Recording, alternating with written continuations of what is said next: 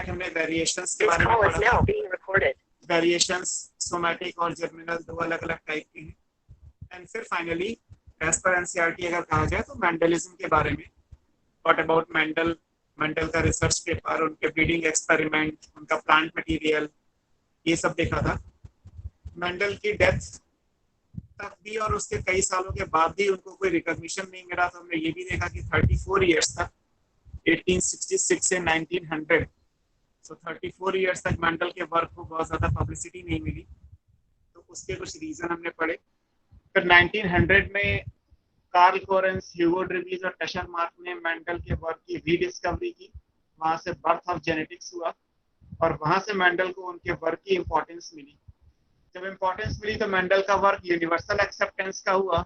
और फिर हमने मेंडल के सक्सेस के रीजन भी पढ़े, why this work is of universal acceptance, और उसको भी हमने डिस्कस किया। तो थ्योरेटिकल क्वेश्चन था बट इम्पोर्टेंट था। अब मेंडल ने अपना एक्सपेरिमेंट किस प्लांट पे किया और किस तरीके से उन्होंने सिलेक्शन किया, ट्रेड्स का, कैरेक्टर्स कैसे चूज किए, जेनेटिक्स को हम मोनोहाइब्रिड, डाईहाइब्रिड क्रॉस में कैसे पढ़ते हैं, ये सारी बातें हमें आज स्टार्ट करनी है। सबसे पहले मेंडल का experimental plant material, and that plant material was garden P. हालांकि हमने पढ़ा था कि मेंडल ने गार्डन पी के अलावा एक हॉक वीड, जो एक बीड प्लांट है, and another one is animal honey bee, उस पर भी काम किया था।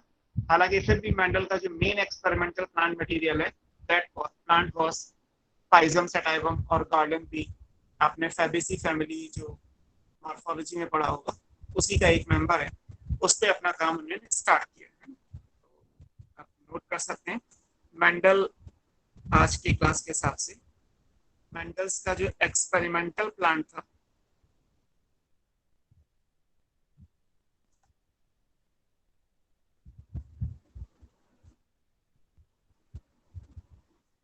This plant was garden P.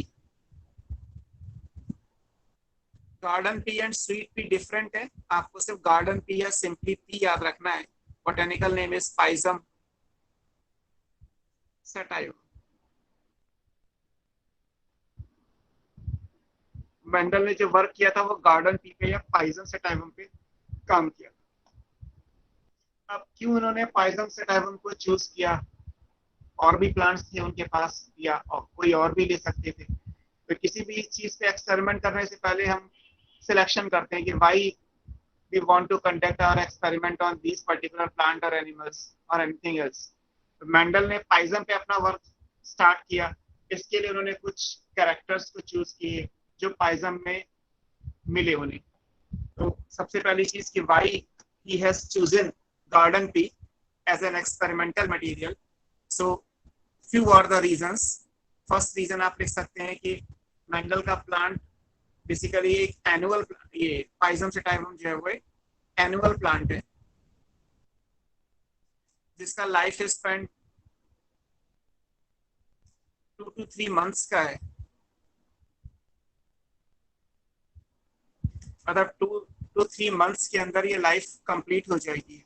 तो जो रिजल्ट है वो विद इन 2 to 3 मंथ्स मिल जाएंगे। तो इस पॉइंट ऑफ व्यू से है ना, मंथली है तो आप इसे सीजनल प्लांट भी बोल सकते हैं, जिनकी लाइफ साइकिल 1 मंथ में, फ्यू मंथ में या विद इन 1 ईयर कंप्लीट हो जाती है, दे आर कॉल्ड एनुअल। और उसमें अगर फ्यू मंथ का है तो उसे आप सीजनल बोल सकते हैं। तो Pisum is a seasonal plant, winter crop है, विंटर में लगाया जाता है। अक्टूबर के स्टार्ट में जनवरी फरवरी तक पी की पॉट्स आना शुरू हो जाती है। तो लाइफ स्पैन शॉर्ट है, एक ये रीजन था। दूसरा, बहुत सारे कंट्रास्टिंग कैरेक्टर्स थे जो मेंडल को चाहिए थे, like tall and dwarf, violet and white, है ना, येलो एंड राउंड, इस तरीके से जो भी अभी हम पढ़ेंगे। Several contrasting characters are there, कई सारे हैं, उनमें से मेंडल ने 7 चूज किए थे, अभी हम देखेंगे। जो ऑफ स्प्रिंग मीन्स जो नेक्स्ट जनरेशन आएगी, that can be analyse during short duration. जैसे एक प्लांट है, उसको लगाया जनवरी फरवरी में, जब पॉड आ गए तो नंबर ऑफ पॉड पर प्लांट, तो मटर की फली गिनना आसान है। इसी तरीके से फली को खोल के उसके अंदर सीड्स कितने हैं, नंबर ऑफ सीड्स पर पॉड, ये भी इजी है। एक प्लांट पे फ्लावर कितने आ रहे हैं, तो नंबर ऑफ फ्लावर्स पर प्लांट, फ्लावर की पोजीशन क्या है, एक्सियल है या टर्मिनल है, या प्लांट की हाइट कितनी है।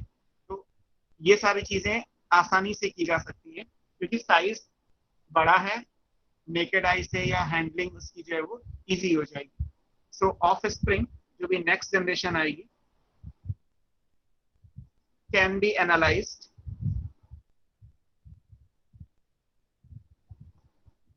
During short duration.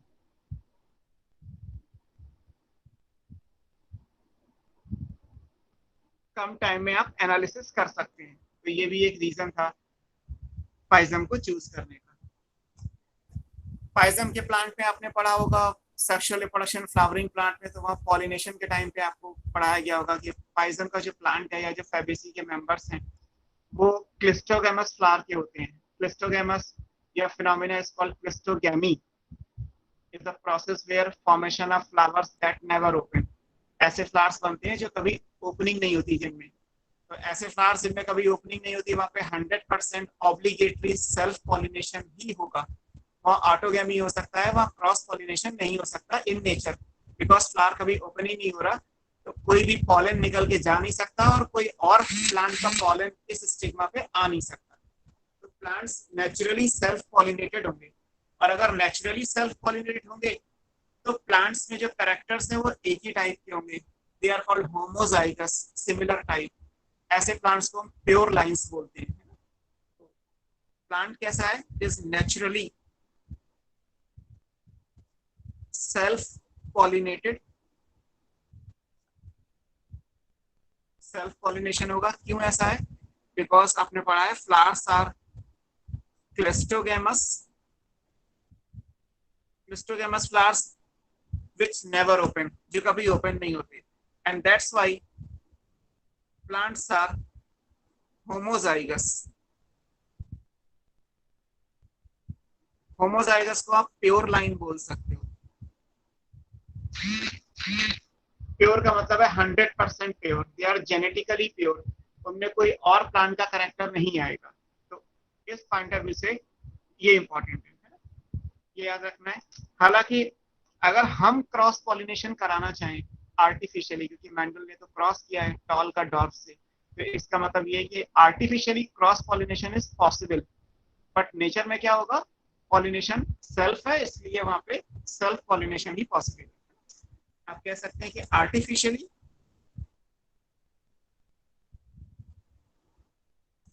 Cross pollination is possible.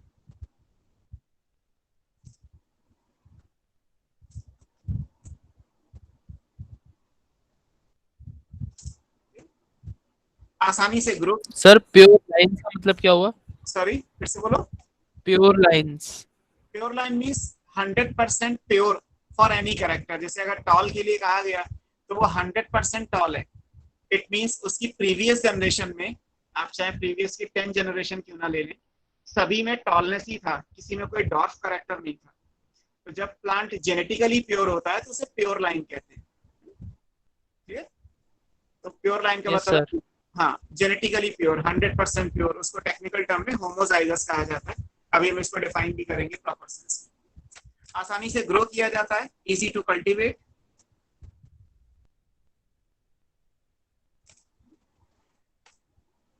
जो साइज बनेगा सीड का वो बड़ा है, इसलिए उसकी हैंडलिंग इजी है।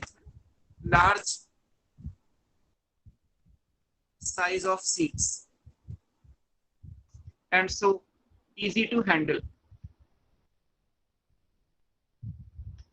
और F1 हाइब्रिड मतलब जब हम हाइब्रिडाइजेशन करेंगे, आर्टिफिशियल जब क्रॉस पॉलिनेशन किया जाएगा, तो जो F1 हाइब्रिड बनेगा, these are fertile, means capable of reproducing, वो रिप्रोडक्शन कर सकते हैं। क्योंकि कई बार ये होता है, मोस्ट ऑफ द केस में यही होता है कि जब आप हाइब्रिडाइजेशन करते हैं, जब आप आर्टिफिशियली क्रॉस पॉलिनेशन करते हैं, तो जो बनने वाले इंडिविजुअल्स होते हैं दे आर स्टेराइल। अगर मान लीजिए आप किसी प्लांट की वैरायटी 2 ले लीजिए और उसको लेके कोई क्रॉस कराएंगे, तो चांसेस आर देयर कि जो नेक्स्ट जनरेशन आएगी वो स्टेराइल होगी, not able to reproduce. But in this case F1 hybrid जो नेक्स्ट जनरेशन में हाइब्रिड बनेंगे, दे आर फर्टाइल, तो करेक्टर अपने आप ट्रांसफर हो जाएगा। फर्टाइल का मतलब है they can capable of sexual reproduction, और अगर सेक्सुअल रिप्रोडक्शन हो रहा है तो सीड फॉर्मेशन एवरी जनरेशन में होता रहेगा। तो ये भी एक प्लस पॉइंट था कि F1 हाइब्रिड यहाँ पे फर्टाइल थी।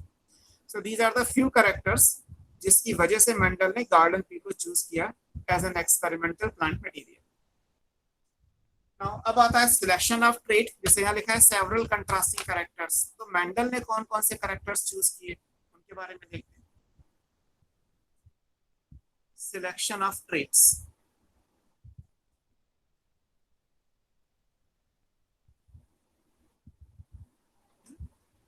अब यहाँ पे दो क्वेश्चन आते हैं ऑब्जेक्टिव क्वेश्चंस के हिसाब से। जब आप ट्रेट मींस कैरेक्टर, क्लियर, आप ट्रेट्स एक्चुअली टेक्निकल टर्म है, जेनेटिक्स में ट्रेट्स ही लिखा जाता है, आप कैरेक्टर लिख सकते हैं। कैरेक्टर्स कौन से चूज करने हैं, सिलेक्ट करने हैं। सो जब ट्रेट्स को चूज किया जाता है तो trait is plant height, for example plant की हाइट कितनी है, this is a character. But इसमें दो अलग अलग पॉसिबिलिटी है, it may be tall and it may be dwarf also. तो tall and dwarf are the pair of contrasting trait. Trait is plant height and that pair consists of tallness as well as dwarfness. तो variety दो होंगी but character एक रहेगा। तो confusion ये होता है कि 7 पेयर ऑफ कंट्रास्टिंग ट्रेट लिखा जाए या 7 वैरायटी लिखा जाए। तो 7 वैरायटी तो गलत हो जाएगा, बिकॉज 7 वैरायटी का मतलब ये है, जैसे आप एक वैरायटी लिख रहे हो तो टॉल वैरायटी कहलाएगी, डॉर्फ अलग वैरायटी है, लेकिन ट्रेट एक ही है, that is the plant height. तो ये दोनों तरीके से नीट में पूछा गया है कि पाइजम के अंदर जो मेंडल ने चूज किए वो कंट्रास्टिंग कैरेक्टर्स का नंबर कितना था। तो कंट्रास्टिंग कैरेक्टर का नंबर आएगा 7 पेयर्स या 14, और पूछा जाए वैरायटीज कितनी थी तो 14, no doubt 14 varieties are there. तो ये याद रखिएगा, there are 7 pairs of contrasting character.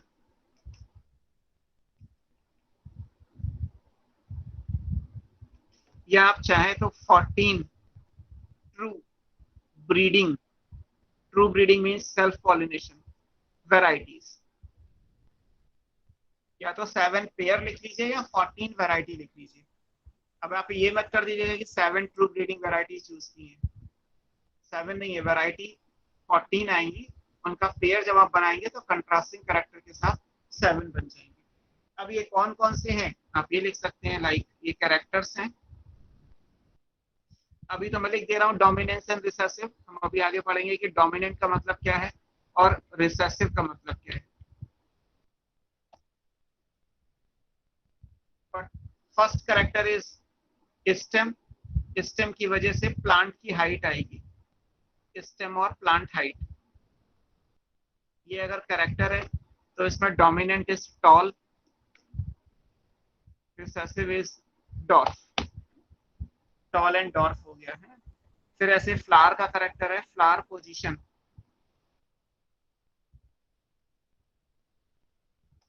That is axial versus terminal.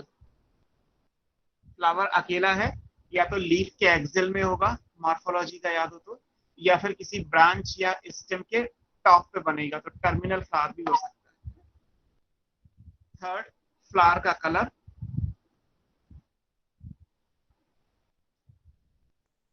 It may be of violet in colour और व्हाइट इन कलर। फोर्थ, जो पी का पॉड आता है वो पॉड का शेप क्या है, शेप में वो इन्फ्लेटेड हो सकती है, अगर आपको इनके फिगर देखने हैं तो एनसीईआरटी में बने हुए हैं, आप वहां से भी देख सकते हैं, या कॉन्स्ट्रिक्टेड पॉड हो सकती है। फिफ्थ, पॉड का कलर क्या है, इट मे बी ग्रीन और येलो। सिक्स, सीड का शेप क्या है, that may be round and wrinkled, and last is seed में जो कलर होता है वो कलर उसके कॉटिलेडन की वजह से है, तो सीड कलर लिखा है या कहीं पे कॉटिलेडन कलर लिखा है, एक ही बात है, and this is yellow green. ये So there are 7 pair of contrasting characters or we can say 14 variety. 7 variety ये है, 7 variety ये है. ये dominant variety है, ये recessive है. What about dominance and recessive? अभी हम थोड़ी देर में इसको देखेंगे कि dominance का मतलब क्या है. सर बोलो. सर ये कॉन्स्ट्रिक्टेड का मतलब क्या होगा, कैसा मतलब? मतलब है बीच में दबी हुई होगी मटर की फली. Okay sir. जस्ट कंस्ट्रिक्टेड का मतलब बीच में दबी हुई. जैसे आप एनसीईआरटी में देख सकते हो, उसमें बना रखी है मैंने. ऐसे मान लो ये आपने मटर की फली अगर ध्यान से देखी है तो मिल जाएगी आपको ऐसी भी. ये कंस्ट्रिक्टेड है. Okay sir. आप बाहर से देख के आइडिया लगा लोगे कि अंदर सीट कितने बनेंगे. और अगर इन्फ्लेटेड है तो पूरा शेप नॉर्मल है, उसमें बाहर से नहीं पता चलेगा कि अंदर सीट कितने हैं. तो कंस्ट्रिक्टेड और इन्फ्लेटेड आ जाता है. इनके जो डिनोशंस लिखे जाते हैं वो फ्लावर पोजीशन का और बता दो, क्या था वो समझ नहीं आया. क्या चीज? Flower position sir. Flower position आपने मॉर्फोलॉजी में पढ़ा है, उससे पढ़ाया गया आपको फ्लावर पोजीशन. अभी बताता हूँ, एक minute.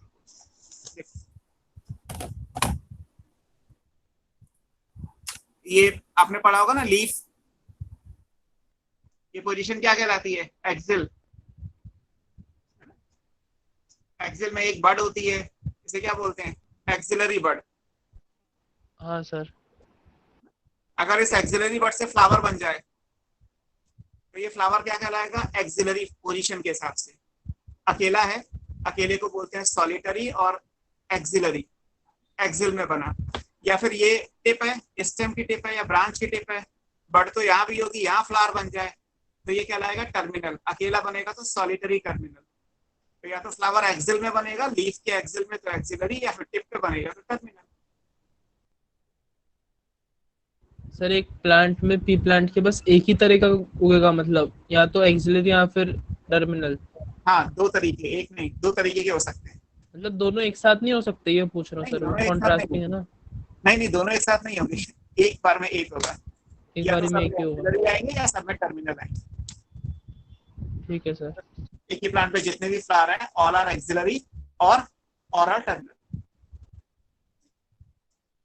So these are the 7 contrasting characters. मैं डिनोशंस की बता रहा था आपको. डिनोशंस का मतलब है इनको रिप्रेजेंट कैसे करते हैं. तो मेंडल की टर्मिनोलॉजी के हिसाब से जैसे अभी हम लिखेंगे, टॉल को कैपिटल टी से लिखा जाएगा, डॉर्फ को स्मॉल टी होगा. ये एक्सियल है तो डबल ए लिख दिया गया, या फिर स्मॉल लेटर से लिख दिया गया. वायलेट है तो कैपिटल वी. व्हाइट है तो स्मॉल वी होगा. इन्फ्लेटेड है तो capital I, small I. Green के लिए कैपिटल जी. येलो के लिए स्मॉल जी. राउंड के लिए capital R, small r. Yellow के लिए capital Y, small y. Capital और स्मॉल सबसे नीचे का दिख नहीं रहा सर. कैपिटल और स्मॉल लेटर्स मेंडल ने फॉलो किए थे, तो इसलिए आज भी यही फॉलो होते हैं कि हम डोमिनेंट कंडीशन को कैपिटल लेटर से और रिसेसिव को स्मॉल लेटर से डिनोट करते हैं. हालांकि ये रूल नहीं है कि हमेशा ऐसा होगा, बट कन्वेंशनल है, पहले से चला, आज भी ऐसे दे दिया गया. तो ये हो गया मेंडल का प्लांट मटेरियल. और मेंडल ने जो 7 कंट्रास्टिंग कैरेक्टर्स चूज किए वो. अब बात यह आती है कि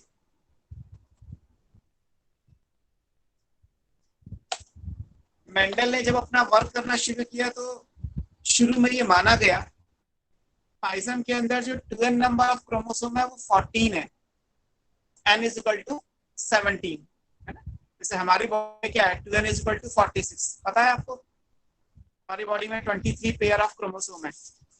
यस सर. टोटल 46 क्रोमोसोम हो गए. इसी तरीके से पाइजम में 7 पेयर ऑफ क्रोमोसोम है ना. 2n इज इक्वल टू 14 हो गया. अब अगर मान लेते हैं कि ये 7 कैरेक्टर जो अभी मैंने लिखे ये अलग अलग क्रोमोसोम पे हों, तो उनके बीच में तो कोई क्रॉसिंग ओवर नहीं होगा. क्रॉसिंग ओवर आपने cell cycle and cell division वाले चैप्टर में मियोसिस फर्स्ट में, प्रोफेज फर्स्ट, और उसमें एक स्टेज पढ़ा होगा पैकाइटीन. पैकाइटिन स्टेज पे क्रॉसिंग ओवर होता है, ये आपने मियोसिस वाले चैप्टर में पढ़ा होगा अगर आपको याद है तो क्रॉसिंग ओवर एक होमोलॉगस पेयर ऑफ क्रोमोसोम के बीच में होता है।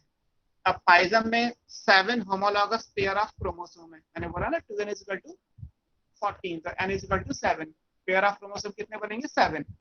अब अगर हर क्रोमोसोम पे एक एक कैरेक्टर होता तो उनका आपस में तो कोई मतलब होता ही नहीं, कोई लेना देना होता ही नहीं, लेकिन बाद में पता चला कि जो 7 कैरेक्टर मैंडल ने चूज किए actually they were located on 4 chromosome. एक क्रोमोसोम पे एक कैरेक्टर थोड़ा ना होता है, एक क्रोमोसोम पे तो हजारों कैरेक्टर होते हैं।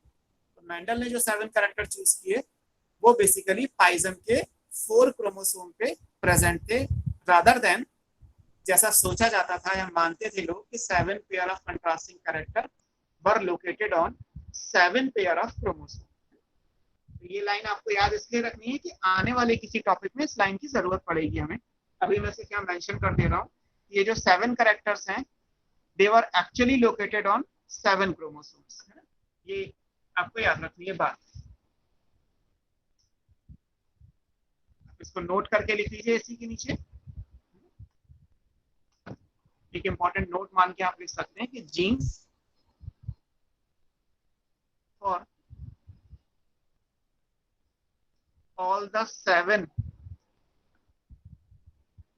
pairs of contrasting traits or characters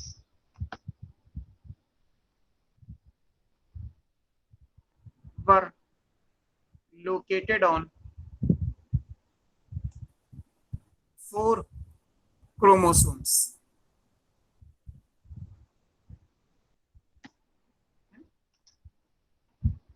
Although there are 7 pair of chromosomes in P, P में 2n इक्वल टू कितना है 14 है, तो 7 पेयर ऑफ क्रोमोसोम्स बन जाएंगे, लेकिन एक्चुअली जो 7 कैरेक्टर्स स्टडी किए मैंडल ने वो 4 क्रोमोसोम पे थे, 7 पे नहीं थे। ये लाइन की जरूरत हमें आगे पड़ेगी। अभी आप सर ये भी मेंडल ने ही पता लगाया था नहीं कि नहीं, पी में 7 क्रोमोसोम्स होते हैं। नहीं, ये तो मैंडल के बाद में पता चला, मैंडल ने ये नहीं बताया, ये तो ब्लिक्स एनसीईआरटी में है नहीं उनका नाम, उन्होंने पता किया था और वो भी बहुत बाद में पता किया था। ये इसका मैंडल से लेना देना, जैसे हमने पिछली क्लास से पढ़ी थी, उन्होंने लास्ट में आपको लाइन लिखी थी कि मैंडल का लक काम कर गया था, तो दैट इज द लक, कि अगर ऐसा नहीं होता तो हम आगे पढ़ेंगे exception to Mendel laws are, उनमें एक लिंकेज भी है जो आपकी बुक में दिया हुआ है आगे। तो पूछा जाता है कि मैंडल ने लिंकेज को डिस्कवर क्यों नहीं किया, मैंडल ने जब सारा काम किया तो लिंकेज को भी डिस्कवर कर लेते, तो उसमें उनका लक काम कर गया कि जो कैरेक्टर मैंडल ने चूज किए वो 4 क्रोमोसोम पे तो थे। इसका मतलब है 7 कैरेक्टर अगर 4 क्रोमोसोम पे हैं तो एक क्रोमोसोम पे एक से ज्यादा कैरेक्टर होंगे, और अगर एक से ज्यादा कैरेक्टर होंगे तो उनके बीच में लिंकेज होना चाहिए था, लेकिन उनका लक काम कर गया कि उन्होंने जो कैरेक्टर्स लिए उनके बीच में एक्चुअली लिंकेज होता नहीं है। तो ये एक लक वाली बात थी, मैंडल को ना लिंकेज पता था, ना मैंडल को ये पता था कि क्रोमोसोम पे कैरेक्टर्स होते हैं, ये सब तो बहुत बाद में पता चला। अभी सिर्फ आप ये लाइन याद रख लीजिए कि 7 पे ना होके 4 क्रोमोसोम्स पे मैंडल के characters locate. Sir yes sir एक क्रोमोसोम के पेयर से कितने कैरेक्टर्स हो सकते हैं पॉसिबल? अनलिमिटेड है बेटा, उसमें कुछ नंबर फिक्स नहीं होता। ये क्रोमोसोम के साइज पे, इतना क्रोमोसोम है तो मान लीजिए 100 कैरेक्टर है, इतना क्रोमोसोम है तो मान लीजिए 500 हो गए, इतना हो सकता है तो 2 भी हो सकते हैं, हजारों भी हो सकते हैं। जैसे सिर्फ आपको जो मैं बता सकता हूँ वो ये कि अगर हमारी बॉडी में वाई क्रोमोसोम है, ह्यूमन का जो वाई क्रोमोसोम है उसके एक क्रोमोसोम पे, मतलब एक वाई क्रोमोसोम पे 241 जीन्स होते हैं, मतलब 241 कैरेक्टर्स आप मान सकते हैं, 241। और क्रोमोसोम नंबर वाई हमारा कहाँ आएगा 23वें पेयर में। और जो हमारी बॉडी का पहला क्रोमोसोम है क्रोमोसोम नंबर 1, उस पर 24,000 से ज्यादा जीन्स हैं। तो किसी भी क्रोमोसोम पे जीन का नंबर वेरिएबल होता है क्योंकि क्रोमोसोम का साइज बड़ा छोटा होता है। सर मतलब वो क्या बताते हैं, जैसे क्या कौन से कैरेक्टर्स? ह्यूमन बीइंग में तो सर बहुत सारे हैं जैसे। तो आप जब आगे आपको पढ़ना है, आप वेट करो इस चैप्टर के खत्म होने तक और अगले चैप्टर के खत्म होने तक, जो भी आपका सिलेबस है वो सब आ जाएगा। जो मैंने लाइंस बोली वो आपकी एनसीईआरटी की है, इसीलिए बोली कि हमारे वाई क्रोमोसोम में 241 जीन्स होते हैं, मतलब 241 कैरेक्टर मान सकते हैं। एक जीन एक कैरेक्टर को गवर्न करता है। इन जर्नल बात कर रहे हैं, ये कोई रूल नहीं है कि एक जीन एक कैरेक्टर को गवर्न करेगा। ये मेंडल के हिसाब से है, बाकी लोगों के हिसाब से हो भी सकता है, नहीं भी हो सकता है। सर गवर्न करेगा मतलब क्या हुआ? किसका सर गवर्न करेगा मतलब? गवर्न करने का मतलब है जीन्स तो है, लेकिन जीन्स से कैरेक्टर बनना तो अलग अलग बातें हो गई ना। जैसे मैं आपको पढ़ा रहा हूँ, तो मेरी पढ़ाई हुई नॉलेज को आप नीट में यूज करोगे, सिलेक्शन हो जाएगा। बट मेरे पढ़ाने का मतलब सिलेक्शन होना है। मेरे पढ़ाने और आपके सिलेक्शन होने के बीच में बहुत सारे फैक्टर्स आएंगे। आप एग्जाम ही देने नहीं गए तो कैसे हो जाएगा सिलेक्शन? मैंने तो पढ़ाया, आपने पढ़ भी लिया, आपको आता भी है, आपने एग्जाम ही नहीं दिया तो सिलेक्शन कैसे होगा? तो गवर्न करने का मतलब है कि when all the factors are not limiting. आपने पढ़ा हुआ ना फोटोसिंथेसिस में Blackman's law of limiting factor. हम जब भी कोई प्रोसेस की बात करते हैं तो बहुत सारी चीजें होती हैं जो उस प्रोसेस को गवर्न करती हैं। तो अगर सारी चीजें नॉर्मल रही तो ये मान लिया जाएगा कि एक जीन एक करेक्टर के लिए रिस्पॉन्सिबल है। इसलिए सर मैंने इसका बोला मतलब जैसे कि आपने बताया ह्यूमन बीइंग के एक क्रोमोसोम में जैसे 240 थे, तो उनमें से एक ही रहेगा डोमिनेंट, मतलब जो गवर्न करेगा। सारे अलग अलग हैं। कोई भी डोमिनेंट हो सकता है, कोई भी रिसेसिव हो सकता है, वो तो आपको सारे एक साथ पढ़ने पड़ेंगे। के ऊपर डिपेंड करेगा। डिपेंड करेगा, ये डिपेंड करेगा। अब जैसे यहाँ पे भी एक क्रोमोसोम पे एक जीन थोड़ा है, वो तो सेवरल कंट्रास्टिंग में से मेंडल ने केवल 7 चूज किए। ऐसा नहीं है कि और डोमिनेंस या रिसेसिव कैरेक्टर पाइजम में होते नहीं है, बहुत सारे हैं। जो मेंडल ने चूज किए हमने वो स्टडी किया। हमें करना भी वही है जो मेंडल ने चूज की, इस तरीके से।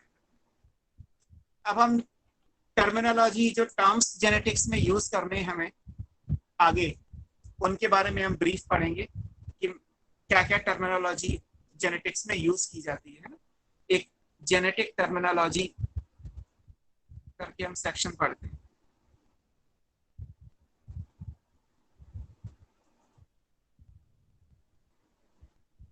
हम किस किस चीजों को जेनेटिक्स में आगे यूज करने वाले हैं।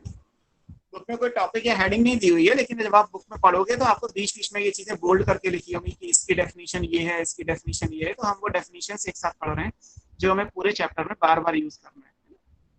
जैसे सबसे पहला जो टर्म आएगा वो कहलाता है फैक्टर।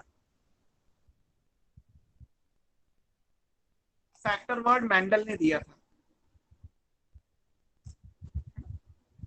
तो फैक्टर क्या है? अब ये इसको आप मेंडेलियन फैक्टर मान सकते हैं। फैक्टर कहलाता है is a unit of inheritance.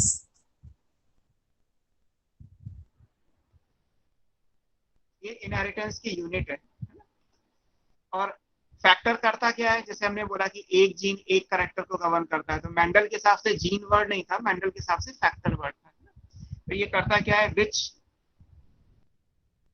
Determines a biological character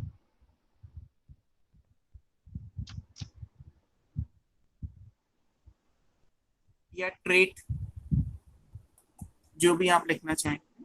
तो जैसे हमने लिखा वन जीन वन कैरेक्टर, अभी हम डिस्कस कर रहे थे, तो जीन वर्ड बाद में आया। मेंडल ने उस वर्ड, उसकी जगह वर्ड क्या यूज किया था? Parallel factor. इसी में जब ये पेयर बनेगा, one pair of unit factor, इसी को बाद में जीन बोला गया। जीन वर्ड जॉनसन ने दिया था। तो आजकल हम जो जीन यूज करते हैं, बेसिकली मेंडल के टाइम पे वो पेयर ऑफ यूनिट फैक्टर था।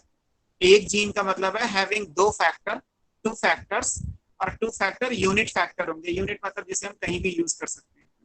तो पेयर से मिलके बनेगा, मींस वन जीन में टू फैक्टर्स आएंगे। और जीन या पेयर ऑफ फैक्टर की डेफिनेशन क्या है? वो ये कि ये इनहेरिटेंस की यूनिट है जो किसी भी ट्रेट या कैरेक्टर को डिटरमाइन करती है। अगर टॉल के लिए हम मान लीजिए कैपिटल टी लिख रहे हैं, तो कैपिटल टी पेयर बन जाएगा। टी इज द फैक्टर, और वो क्या गवर्न कर रहा है? वो गवर्न कर रहा है टॉलनेस को। Tallness is the character, plant tall है, ये उसका करेक्टर है। इस तरीके से आप उस चीज को समझिए। जैसे फॉर एग्जाम्पल अगर कहा जाए तो हम लिख रहे हैं कैपिटल टी, तो ये बन गया पेयर ऑफ यूनिट फैक्टर, ये पेयर है।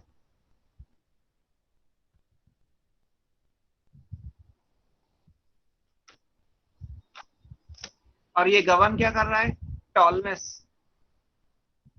प्लांट की हाइट अगर टॉल है तो उसके लिए। अब यहाँ पे ट्रिपल टी नहीं लिख सकते क्योंकि पेयर ही होगा, फिक्स है। एज पर मेंडलिज्म ये फिक्स है कि पेयर होना जरूरी है। तो इसलिए ये कैपिटल टी। और सिर्फ लिखा जाए कैपिटल टी क्या है, तो कैपिटल टी एक फैक्टर है, इस फैक्टर का पेयर बना दिया तो ये टॉलनेस को गवर्न करेगा। आज आप चाहें तो इसको जीन बोल सकते हैं, चाहे तो आप पेयर ऑफ यूनिट फैक्टर बोलिए या जीन बोलिए, बात एक ही है ना। लेकिन मेंडल ने जो वर्ड यूज किया था वो पेयर ऑफ यूनिट फैक्टर था, जीन वर्ड नहीं था। तो एक डेफिनेशन तो ये हो गई व्हाट इज फैक्टर। अब ये फैक्टर कहाँ सर मिलेगा, असली में ये यूनिट पेयर नहीं होता ना, ज्यादा होता है। किसमें? ये पेयर असली में ज्यादा होता है ना, एक दो नहीं होते ना। नहीं, दो से ज्यादा हो जाएंगे। यस किस सर। केस में, किस केस में कह रहे हो आप, बताओ फिर से बोलो। सर मतलब असली में। नहीं, असली में भी दो ही होते हैं। जैसे दो क्यों कंसिडर करते हैं ना, दो का रीजन है क्योंकि ये फैक्टर एक क्रोमोसोम पे होगा, ये दूसरे क्रोमोसोम पे होगा, और हम डिप्लॉयड है। डिप्लॉयड मतलब 2n नंबर हमारा क्रोमोसोम का है। अगर हम ट्रिप्लॉयड होते, एक क्रोमोसोम का पेयर की जगह उसके ट्रिपलेट होते या उसका क्वाड्रिपलेट होते, तो इसे आप 4 बार या 3 बार लिखते, है ना। पहली चीज ये समझो, बहुत बेसिक सी लाइन है। मेंडल ने जब काम किया था तो टाइम था 1866, और आज आप जब कोई क्वेश्चन करते हो तो 2019-20 के सेशन के हिसाब से, मींस लगभग 200 सालों का गैप है। तो जैसे हम आज चीजों को पढ़ते हैं वैसे मेंडल ने नहीं कही थी, तो हम उसको रिलेट तो कर लेते हैं। आज हमें जीन पता है, सबको पता है कि जीन एक कैरेक्टर को गवर्न करता है। आप कहें कि सर अब जीन और फैक्टर का डिफरेंस क्या है, तो मेंडल ने वर्ड जीन यूज नहीं किया, जीन वर्ड तो बहुत बाद में आया। हमें पढ़ना है पहले मेंडल के बारे में, उसके बाद हम जीन के बारे में भी पढ़ेंगे। हमें पुराने से लेकर नए तक सब कुछ पढ़ना है। तो इस तरीके से याद रखना है कि फैक्टर वर्ड मेंडल ने दिया था, जीन वर्ड बाद में आया। सर लेकिन मतलब ये डिप्लॉयड होने की वजह से एक पेयर में है। यस, बिल्कुल सही, अब सही है आपका। हम क्योंकि डिप्लॉयड है इसलिए ये पेयर है। अगर हम ट्रिप्लॉयड होंगे तो ये पेयर नहीं होगा, फिर ये 3 होंगे। अगर हैप्लॉयड है, जैसे फंगी और आपने पढ़ा है या एल्गी पढ़ा है, एल्गी की प्लांट बॉडी गैमेटोफिटिक होती है, n नंबर ऑफ क्रोमोसोम है, तो फिर ये 1 होगा, फिर ये पेयर नहीं आएगा। पी का प्लांट डिप्लॉयड है, एंजियोस्पर्म है, एंजियोस्पर्म की प्लांट बॉडी स्पोरोफिटिक होती है, स्पोरोफाइट मतलब डिप्लॉयड, और क्योंकि ये डिप्लॉयड है इसलिए पेयर आएगा। भाई मान लीजिए मैं पहली बार कोई डिस्कवरी करूंगा तो मैं तो जिससे अपना रिसर्च कर रहा हूँ उसके हिसाब से बात बोलूंगा ना। तो मेंडल ने पी के हिसाब से सारी बातें बोली। ये तो बाद में लोगों ने देखा कि यार पी के अलावा भी बहुत सारे प्लांट और एनिमल हैं जो डिप्लॉयड नहीं होते, उनमें क्या होगा, तो ठीक है उनमें कुछ और हो जाएगा। मेंडल ने कोई कॉपीराइट तो ना करा रखा है कि दुनिया के हर एक प्लांट का और एनिमल का इनहेरिटेंस मेरे हिसाब से ही होगा। वो तो मोस्ट ऑफ द चीजों पे अप्लाई होता है। बहुत सारी चीजें ऐसी भी हैं जहाँ मेंडल के केस अप्लाई नहीं होते तो कोई बात नहीं, उसमें कोई ऐसा तो नहीं कि मेंडल गलत हो जाएंगे, है ना। तो इस सेंस में आपको याद रखना है कि पेयर इसलिए क्योंकि हम डिप्लॉयड है। अगर हम डिप्लॉयड नहीं होते तो ये पेयर नहीं होता। जैसे मान लीजिए आप स्पर्म का बनाओगे, स्पर्म हैप्लॉयड है, या फीमेल में एग है हैप्लॉयड है, तो फिर ये कैपिटल टी नहीं आएगा, फिर केवल टी आएगा। एक ही आ सकता है, दोनों नहीं आ सकते। दोनों तब आएंगे जब सेल या ऑर्गेनिज्म डिप्लॉयड हो, जैसा यहाँ लिखा हुआ है। अब इस पेयर सर ऑफ फैक्टर बोलो। सर एक एक जीन या एक pair of unit factor sir एक ही कैरेक्टर कैरी करेगा। हाँ, एज पर मेंडलिज्म, मेंडल के हिसाब से ऐसा रहेगा, और बाकी जब आप नॉन मेंडल पढ़ोगे तो उसमें कुछ और भी आ जाएगा। ओके ठीक है, सर। अभी हम मेंडल के हिसाब से पढ़ेंगे तो एक जीन एक करेक्टर, या एक पेयर ऑफ यूनिट फैक्टर एक करेक्टर। लेकिन जब आप मेंडल के अलावा कोई और तरीका पढ़ोगे तो ये बदल भी सकता है, नहीं भी बदल सकता है, बदल भी सकता है। मेंडल के हिसाब से यही रहेगा। अब अगर हम इस फैक्टर को जो सिंगल है, जैसे हम अभी के हिसाब से क्या बोलते हैं, जीन, जीन क्या है, पेयर ऑफ यूनिट फैक्टर है। तो जो एक फैक्टर होगा केवल कैपिटल टी, वो क्या कहलाएगा, आज की डेट में उसे एलील बोला जाता है, या कहीं पे एलीलो मॉर्फ लिखा है, ये सेकंड वर्ड है। एलील क्या है? ये ऑल्टरनेटिव फॉर्म है।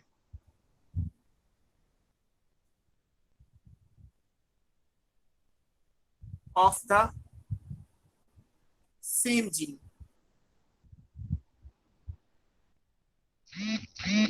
लोकेटेड एट, इसकी पोजीशन भी फिक्स है, the same, located at the same position in homologous chromosome।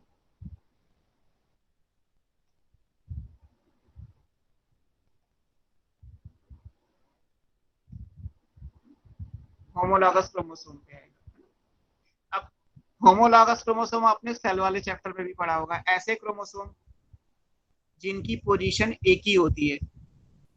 जैसे ये क्रोमोसोम है, ये सेंट्रोमियर है, क्रोमोसोम में सेंट्रोमियर होती है, ये तो पढ़ा होगा। अब ये मैंने ये क्रोमोसोम बना दिया, ये क्या है? This is called pair of homologous chromosome.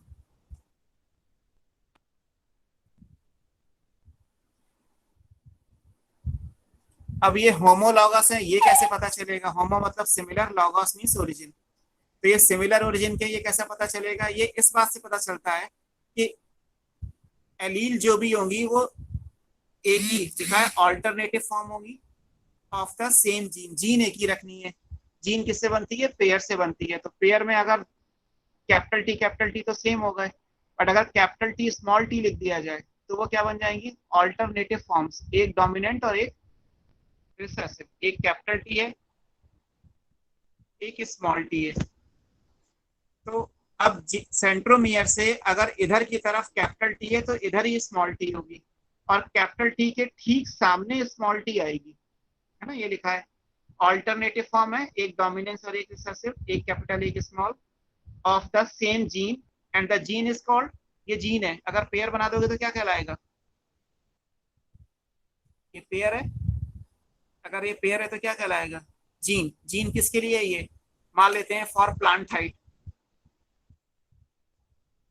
Plant height में तो आपने टॉल एंड डॉर्फ लिखा है, कैपिटल टी होता तो टॉल, स्मॉल टी होता तो डॉर्फ। अगर इनकी ऑल्टरनेटिव फॉर्म्स बनाएंगे तो क्या कहलाएंगी? ये एक जीन, यानी जीन फॉर प्लांट हाइट की ऑल्टरनेटिव फॉर्म्स है, तो ये एक एलील है। अगर ये कैपिटल है तो इसको क्या बोलोगे? This is called dominant allele. अगर ये है तो ये क्या कहलाएगी? Recessive allele. इसका मतलब एलील और फैक्टर एक ही है। मेंडल के हिसाब से फैक्टर, आज के हिसाब से एलील। अगर हम फैक्टर का पेयर बना दें तो एलील का भी पेयर बन जाएगा। फैक्टर का पेयर जीन कहलाता है, एलील का पेयर भी जीन ही कहलाता है। लेकिन दोनों की पोजीशन किसी भी होमोलॉगस क्रोमोसोम पे सेम होनी चाहिए। अब ये नहीं करना है कि कैपिटल टी यहाँ पे है तो स्मॉल टी यहाँ बना दो, और फिर आप कहो कि सर ये क्या सेम जीन के दोनों एलील है? तो नहीं हो सकते, आमने सामने ही आएंगे। बिल्कुल ठीक। अगर सेंट्रोमियर से एक्स डिस्टेंस पे ये है तो सेंट्रोमियर से एक्स ही डिस्टेंस पे ये होगी, है ना? आपको अगर याद हो तो आपने पढ़ा होगा जाइगोटीन में होमोलॉगस क्रोमोसोम पेयर करते हैं, आपको मियोसिस में पढ़ाया गया होगा। और अगर जाइगोटीन में पेयरिंग होती है तो पेयरिंग का मतलब क्या है? हमारी बॉडी में मान लीजिए 46 क्रोमोसोम है और आप कहते हैं कि जाइगोटीन में 23 पेयर ऑफ क्रोमोसोम है, तो पेयरिंग कैसे होगी? क्रोमोसोम को पता कैसे चलेगा कि मुझे किसके साथ पेयर करना है? पता ऐसे चलता है सर होमोलोगस एक साथ आएंगे, नॉन सिस्टर होमोलोगस। हाँ, होमोलॉगस एक साथ आएंगे तो कैसे पता चलेगा कि इसका होमोलॉगस क्रोमोसोम यही है? पता ऐसे चलता है कि अगर यहाँ पे 10 जीन है तो वही 10 जीन की ऑल्टरनेटिव फॉर्म्स यहाँ होनी चाहिए, तो ही ये दोनों क्रोमोसोम आमने सामने आके साइनेप्सिस यानी पेयरिंग करेंगे। अगर मैच नहीं हो रही तो वो नॉन होमोलॉगस हो जाएंगे। तो होमोलॉगस का मतलब होता है सिमिलर ओरिजिन। तो सिमिलर ओरिजिन का मतलब क्या है कि अगर यहाँ पे 10 जीन्स हैं तो यहाँ भी 10 जीन्स आएंगी, और उन जीन की एक फॉर्म अगर यहाँ पे है तो दूसरी ऑल्टरनेटिव फॉर्म यहाँ आएगी उसके ठीक सामने, तभी ये पेयरिंग पॉसिबल है, अदरवाइज पेयरिंग नहीं होगी। तो होमोलॉगस क्रोमोसोम की पेयरिंग होती है मियोसिस में, जाइगोटीन में। तो पेयरिंग का मतलब यही है कि एलीलिक पेयर बन जाता है। बेसिकली जो पेयर बनेगा ये पूरा क्रोमोसोम का पेयर, और अगर जीन के हिसाब से कहा जाए तो एलील का पेयर। तो एक जीन में 2 एलील होती हैं, या कह लीजिए एक जीन में 2 फैक्टर होते हैं। पेयर का मतलब क्या हुआ? 2। वन जीन हैज 2 फैक्टर और वन जीन हैज 2 एलील्स या पेयर ऑफ एलील्स। तो फैक्टर एलील के बराबर हो गया। आप चाहे फैक्टर का पेयर बना लो या एलील का पेयर बना लो, उसको मॉडर्न साइंस में आजकल हम उसे जीन बोलते हैं। तो फैक्टर और एलील के बारे में डेफिनेशन हमारी पूरी हो गई। क्लियर? ये याद रखिएगा। अब यहाँ पे लिखा है कि सेम पोजीशन भी होनी चाहिए। तो पोजीशन क्या होती है? उस पोजीशन को लोकस कहा जाता है। लोकस का मतलब क्या है? जैसे ये जगह है, locus is the definite position of A gene on chromosome. Third definition क्या है? लोकस। प्लूरल लिखोगे तो लोकाई, LOCI लिखा जाएगा। तो लोकस क्या है? दिस इज द डेफिनिट, ये बदल नहीं सकती, position of A gene. Gene में आप चाहे एलील बोलिए या फैक्टर बोलिए, ऑन ए क्रोमोसोम। किसी भी क्रोमोसोम पे एलील या फैक्टर की या जीन की जो पोजीशन है, जीन तब आएगा जब आप पेयर ऑफ होमोलॉगस लाओगे। अगर आप केवल कैपिटल T लिखो तो सर ये जीन है क्या? ये जीन नहीं है। दिस इज फैक्टर और allele of the gene that governs tallness, but this is not complete gene. ऐसे आपने ये नहीं लिखा, ये लिखा, तो this is small t only. small t क्या है? एलील है या फैक्टर है for the same gene governing plant height. अगर आप जीन बोल रहे हो तो आपको कैपिटल T स्मॉल t दोनों लिखना पड़ेगा। यहाँ लिखा है जीन का मतलब है पेयर, जीन अकेला नहीं हो सकता, जीन हमेशा पेयर में ही बनेगा, है ना? तो इसलिए दोनों को मिला के जीन बोलेंगे और इंडिविजुअली एलील या फैक्टर बोलोगे। और इनकी जो भी पोजीशन क्रोमोसोम पे है उस पोजीशन को क्या बोला जाता है? लोकस बोला जाता है। क्लियर? अब हम ये पढ़ने वाले हैं कि अगर ये दोनों एलील एक जैसे हो गए, कैपिटल टी हो गए या स्मॉल टी हो गए, तो इस कंडीशन को बोलते हैं होमोजाइगस। और अगर दोनों अलग अलग हो गए, जैसे मैंने बना दिया कैपिटल टी अलग है स्मॉल टी अलग है, तो ये कहलाएंगे हेट्रोजाइगस। तो नेक्स्ट जो हमारा पॉइंट आएगा वो होमोजाइगस और हेट्रोजाइगस। सर एक बार लोकस की डेफिनेशन दिखा दीजिए, वो क्लियर नहीं थी। Locus is a definite position of a allele or factor on a chromosome or gene Sir? on homologous chromosome. Yes. Sir आपने अलील की डेफिनेशन में ऑल्टरनेटिव लिखवाया है, तो जो हाँ। आपने ऊपर टी और टी का एग्जांपल दिया था वो एलील्स हैं? हाँ वो भी है, फिर वो कंडीशन अभी हम लिखेंगे। ये होमोजाइगस एलील हो जाएगी, ये हेट्रोजाइगस हो जाएगी। अच्छा, और सर ये जो होमोलॉगस क्रोमोसोम्स होते हैं ये सेल डिवीजन में तभी बनते हैं जब रेप्लिकेशन हो जाता है जेनेटिक मटेरियल का क्रोमोसोम्स। तो एस फेज में होगा। अगर मान लीजिए आप सेल डिवीजन कंसिडर ही नहीं कर रहे, सेल साइकिल भी कंसिडर नहीं कर रहे, तो भी हमारी बॉडी के अंदर होमोलॉगस क्रोमोसोम तो हमेशा रहेंगे। वो पेयर में आए ऐसा at the time of division possible है। Okay sir.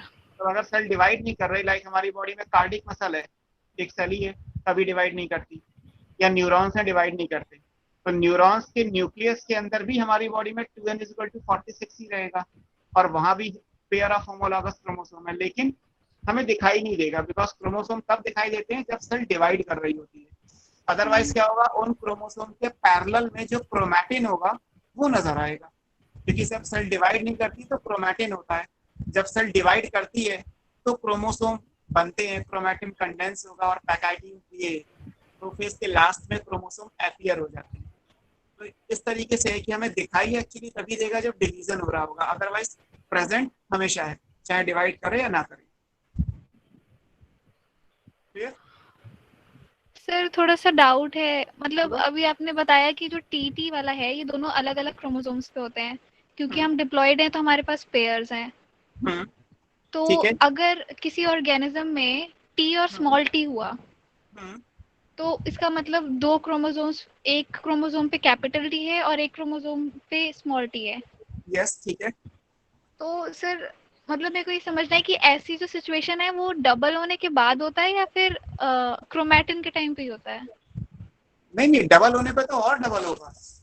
अच्छा, मतलब ये क्रोमैटिन के टाइम पे होता है। क्रोमेटिन के टाइम पे भी रहेगा। देखो अगर मान लीजिए ये हमारी सेल है, ये एक क्रोमोसोम है, ये एक है, हमारी बॉडी में यहाँ कैपिटल टी है, हमारी बॉडी में मान लेते हैं कोई भी कैरेक्टर है, ये कैपिटल टी है, स्मॉल टी है, तो जो आप ऐसे बनाओगे क्रोमोसोम, हमारी बॉडी में एक क्रोमोसोम हमारे फादर से आएगा, एक क्रोमोसोम हमारी मदर से आएगा। मान लेते हैं ये क्रोमोसोम नंबर 2 ऑफ फादर है, तो ये भी क्रोमोसोम नंबर 2 ऑफ मदर होगा, तभी ये होमोलॉगस क्रोमोसोम का पेयर बनेगा। ये तो आपकी बात हो गई। अब जो आप कह रहे हैं कि एस फेज में हम डबल करते हैं, डबल क्या करते हैं एस फेज में, क्रोमोसोम या डीएनए? बताओ। एस फेज में डीएनए डबल मटेरियल। नहीं, आपको चूज करना है क्रोमोसोम और डीएनए में से। जेनेटिक मटेरियल मैंने ऑप्शन नहीं दिया आपको। डबल क्या करोगे एस फेज में? किसकी सिंथेसिस होती है, क्रोमोसोम की सिंथेसिस होती है या डीएनए की सिंथेसिस होती है? डीएनए की सर। डीएनए। हाँ, डीएनए सिंथेसिस होती है ना, एस फेज में डीएनए डबल होता है, क्रोमोसोम डबल नहीं होते। तो उसका मतलब क्या होगा, जब ये एस फेज के बाद अगर हम ये मान लेते हैं कि ये मेटाफेज है, तो मेटाफेज से पहले प्रोफेज होगी, प्रोफेज से पहले G2 आएगी, G2 से पहले क्या आएगा, एस फेज आएगा। तो एस फेज में एक्चुअली क्या हुआ, ये जो आपने बनाया है एक लाइन, तो इसको कॉपी किया जाएगा। इसको कॉपी करने का मतलब है इस पे ऐसे डबल होगा। तो ये कैपिटल टी के सामने भी कैपिटल टी, स्मॉल टी के सामने स्मॉल टी। तो अभी भी क्रोमोसोम कितने रहे हमारे, 2n इज इक्वल टू 2, और एस फेज में भी कितना है, 2n इज इक्वल टू 2। लेकिन एस फेज में डीएनए कितना था, x, एस फेज के बाद डीएनए कितना हो गया, 2x। ये तो पढ़ा होगा आपने, डीएनए का अमाउंट डबल होता है, क्रोमोसोम का नंबर तो ना डबल होता है। डाउट? यस सर, समझ आ गया। आ गया। और फिर जब आप Yes, एना फेज में ले जाओगे तो इस क्रोमोसोम को तोड़ोगे, तो ये एक इधर जाएगा, एक इधर जाएगा माइटोसिस में। और अगर ये मियोसिस है तो ये पूरा का पूरा क्रोमोसोम मियोसिस 1 में इधर जाएगा और ये पूरा इधर जाएगा। तो यहाँ से जो सेल बनेगी वो n इज इक्वल टू 1, और जो दूसरी बनेगी वो n इज इक्वल टू 1। तो ये चेंज है, मतलब आपको ये ध्यान रखना पड़ेगा कि डीएनए डबल है या क्रोमोसोम डबल है। क्रोमोसोम एक्चुअली कहीं डबल नहीं होता, डीएनए डबल होगा। तो जैसे ये मान लीजिए मैंने बनाया, तो बस अगर ये एस फेज के बाद बनेगा तो यहीं पे टी के सामने एक और टी आएगा और यहाँ पे स्मॉल टी आएगा, तभी तो क्रॉसिंग ओवर कर पाओगे आप। Non sister chromatid of a pair of homologous chromosome. अगर हम ये डबल नहीं करेंगे तो क्रॉसिंग ओवर कैसे करेंगे? आप कोई डाउट? No sir. तो ये लोकस हो गया। लोकस के बाद हम नेक्स्ट टर्म में जाते हैं कि अगर ये एलील हमारी आइडेंटिकल है, बोथ आर डोमिनेंट और both are recessive in state, then इनको सिंपली होमोजाइगस, जिसको मैंने अभी प्योर लाइन लिखा था, वो बोला जाएगा। और अगर ये ऑल्टरनेटिव है, जैसा डेफिनेशन में लिखा है कैपिटल और स्मॉल लेटर से, तो फिर इनको आप हेट्रोजाइगस बोल सकते हैं। तो next term is homozygous as well as heterozygous. दिखा है आपको? होमोजाइगस, होमोजाइगस कंडीशन एक्चुअली कहलाती है। होमोजाइगस का मतलब है हैविंग सेम, सेम लिख लीजिए या आइडेंटिकल एलील्स। फॉर एग्जाम्पल आप चाहें तो कैपिटल टी लिखें या स्मॉल टी लिखें या कोई और भी, बट ये दोनों एक जैसे हैं तो वो क्या कहलाएगा, होमोजाइगस कहलाएगा। अगर कंट्रास्टिंग है तो heterozygous. Having different, non identical लिख सकते हैं, alleles. For example capital T के साथ स्मॉल टी है तो ये हेट्रोजाइगस कंडीशन कहलाएगी। डिफरेंट एलील्स है तो हेट्रोजाइगस, सेम एलील्स है तो होमोजाइगस। ये वर्ड आपको याद रखना है। अब ये तो मेंडल के हिसाब से हो गया, क्योंकि हमें जेनेटिक्स पूरी डिटेल में पढ़नी है। तो इसी चैप्टर में आगे एक वर्ड आएगा हेमीजाइगस। हेमी मीन्स हाफ, जाइगस मतलब जाइगोट। जाइगोट 2n होता है, जाइगोट का हाफ कर दोगे तो क्या होगा, n। n नंबर के हिसाब से क्या होगा। अगर मान लीजिए केवल एक ही एलील हो और फिर भी वो जीन बन जाए, जैसे अभी तक आपने ये पढ़ा कि जीन के अंदर पेयर आएगा, पेयर ऑफ यूनिट फैक्टर को जीन बोला जाता है। तो एलील का पेयर होगा, जैसे ये पेयर है तो ये जीन फॉर टॉलनेस कहलाएगा, this is gene for dwarfness कहलाएगा। This is also a kind of gene, ये भी प्लांट हाइट को गवर्न करती है। बट अभी हम बात कर रहे हैं कि इनमें से कोई एक ही है, दो है ही नहीं, तो वो क्या कहलाती है, हेमीजाइगस कंडीशन कहलाती है, having only one allele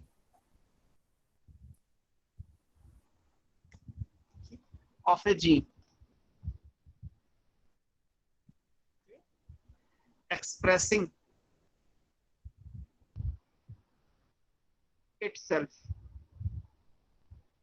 gene भी है बट एक ही एलील का है, जबकि अभी मेंडल के हिसाब से आपने क्या पढ़ा कि जीन बनेगा तो फिर पेयर ही बनेगा, लेकिन जब आप मेंडल के अलावा कुछ और पढ़ोगे तो वहां एक कंडीशन ये भी आएगी जहाँ पे एक सिंगल एलील होगा और फिर भी वो एक जीन के बराबर है।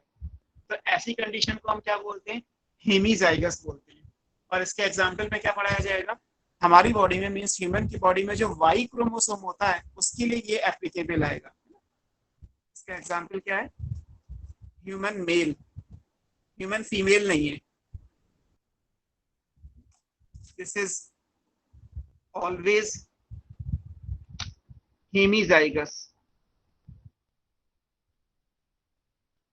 फॉर सेक्स लिंक जीन्स जो वाई क्रोमोसोम पे है। सेक्स लिंक क्योंकि वो वाई क्रोमोसोम हमारी बॉडी में सेक्स डिटर्मिनेशन में यूज होता है, वाई है तो मेल, वाई नहीं है, एक्स है तो फिर फीमेल। तो ऐसे जीन्स जो सेक्स को गवर्न करते हैं वो सेक्स लिंक्ड जीन कहलाएंगे। तो ह्यूमन का जो मेल होगा, फीमेल नहीं, वो हमेशा सेक्स लिंक्ड जीन के लिए हेमीजाइगस होता है। इसको आप समझोगे कैसे, हमारी बॉडी में जब 23 पेयर ऑफ क्रोमोसोम बनेगा तो ऐसे बनेगा, ये हमारी बॉडी का एक्स क्रोमोसोम है, ये वाई है। वाई क्रोमोसोम का कुछ पोर्शन मुड़ा हुआ भी होता है, ऐसे ही बनाया जाता है, वाई क्रोमोसोम जैसे बना हुआ है। This is our 23rd pair of chromosome in human male. अगर मेल की जगह मान लीजिए फीमेल है तो एक्स के सामने एक्स आएगा, और एक्स क्रोमोसोम ऐसा ही होता है तो इसके सामने एक लाइन आएगी वर्टिकल केवल, ये नहीं आएगा, तो फिर ये 23rd pair of human female बन जाएगा। बट अगर आपने ऐसे ही बनाया, ये और ये बना दिया, तो उसके हिसाब से तो फिर यही है कि एक जीन यहाँ पे एक यहाँ पे, तो ये क्या कहलाएगा, हेटेरोजाइगस। अगर सेम है तो क्या कहलाएगा, होमोजाइगस। अगर ऐसे है तो क्या कहलाएगा, होमोजाइगस। वाई क्रोमोसोम में अब ये वाला जो पोर्शन वाई क्रोमोसोम का है वो एक्स के साथ पेयर कर लेगा, यहाँ का जीन इसके सामने आता जाएगा, तो ये बनते जाएंगे। लेकिन वाई में जो ये वाला सेक्शन है, जो जीन यहाँ है, इसके सामने तो यहाँ पे कुछ नहीं आ रहा ना, लेकिन ये जीन एक प्रोटीन या एक कैरेक्टर को तो एक्सप्रेस करते ही है। यहाँ पे लिखा है एक्सप्रेसिंग इटसेल्फ। जैसे मान लीजिए हमने यहाँ पे फॉर एग्जांपल ए बनाया, तो ठीक है, इसके सामने मान लेते हैं स्मॉल ए आ गया, यहाँ पे एक्स है कैपिटल, यहाँ मान लेते हैं कि ये कैपिटल एक्स ही है, यहाँ मान लेते हैं कि ये जेड है, तो यहाँ मान लेते हैं कि ये स्मॉल जेड है, यहाँ मान लेते हैं कि स्मॉल सी है, तो यहाँ भी ये स्मॉल सी है। तो इन सबके पेयर बन रहे हैं। यहाँ ये चार जीन अलग अलग कैरेक्टर के हैं, तो चारों अपने अपने पेयर में नॉर्मल, जैसे अभी तक आपने पढ़ा। लेकिन जो जीन इस सेक्शन में आएंगे, तिरछे वाले में, स्लैंटिंग लाइन पे जो आएंगे, फिर स्लैंटिंग लाइन पे जो आप जीन्स बनाएंगे वो तो यहाँ पे पेयर नहीं होंगे ना, क्योंकि यहाँ तो कोई स्लैंटिंग लाइन बनी नहीं है जिससे आप पेयर कर सको। तो जो भी जीन इस सेक्शन में आते हैं,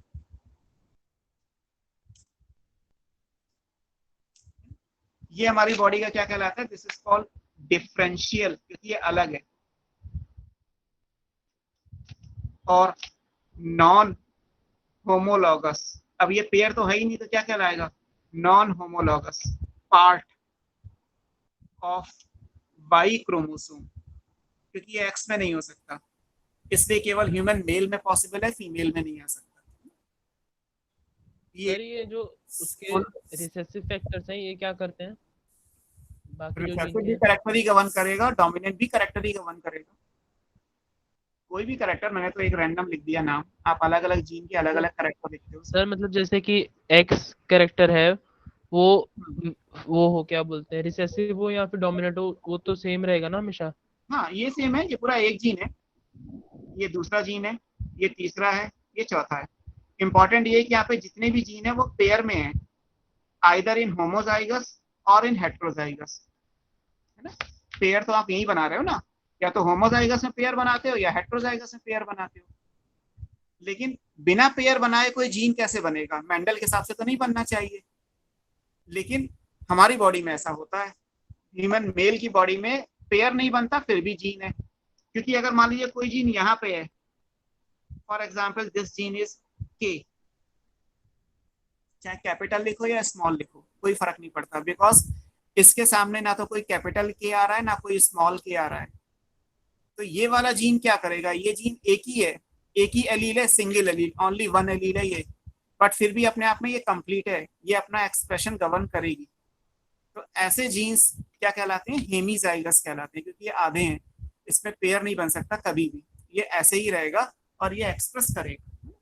यहाँ जितने भी जीन है वो क्या कहलाएंगे? These are called gene for sex, वैसे तो हम लिख ही चुके हैं, लिंग ट्रेट्स, लिखा है सेक्स लिंक जीन कहलाते हैं ये सारे के सारे, है ना। इनमें ये सब कैसे हैं? हेमीजाइगस हैं।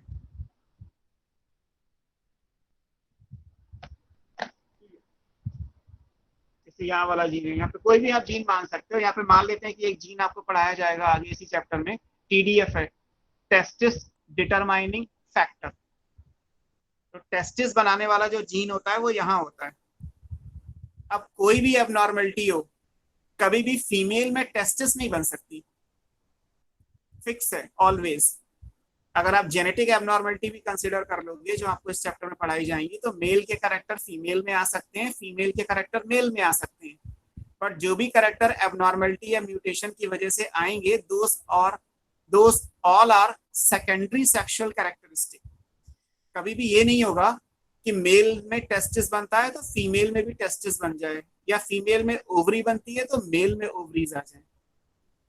तो टेस्टिस को डिटरमाइन करने का जो फैक्टर है, मान लेते हैं ये के जीन टेस्टिस को डिटरमाइन करता है, तो टेस्टिस का फॉर्मेशन तो केवल वाई क्रोमोसोम के इस पार्ट में है, और ये पार्ट तो कभी फीमेल में जाएगा नहीं। तो इसका मतलब टेस्टिस केवल कहाँ बनेगा? मेल में ही बनेगा, फीमेल में कभी भी टेस्टिस नहीं बन सकता। तो ये अकेला होके भी एक्सप्रेस कर लेगा, जबकि इन दोनों जगह पे क्या है? पेयर चाहिए। जब पेयर आएगा तो जीन बनेगा और एक्सप्रेस करेगा। तो यहाँ तो मेंडल के हिसाब से तो कंडीशन यही रहती है, होमोजाइगस या हेट्रोजाइगस। लेकिन जब हम आगे की जेनेटिक्स पढ़ेंगे, ह्यूमन जेनेटिक्स पढ़ेंगे इसी चैप्टर में, तो वहाँ एक कंडीशन ये भी आएगी जिसको हेमीजाइगस बोला जाएगा। ये आधा है फिर भी पूरा है, आधा होके भी वो वही काम कर रहा है जो पूरा होके करता है। इस तरीके से आप सर Yes? सर एक बार ऊपर कर दो एक बार ऊपर कर दो सर।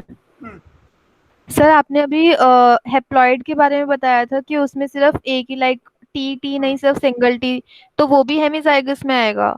नहीं वो नहीं आएगा हेमीजाइगस में, बिकॉज हेमीजाइगस तो यहाँ पे स्पेसिफिकली लिखा हुआ है, ये तो वाई क्रोमोसोम का है।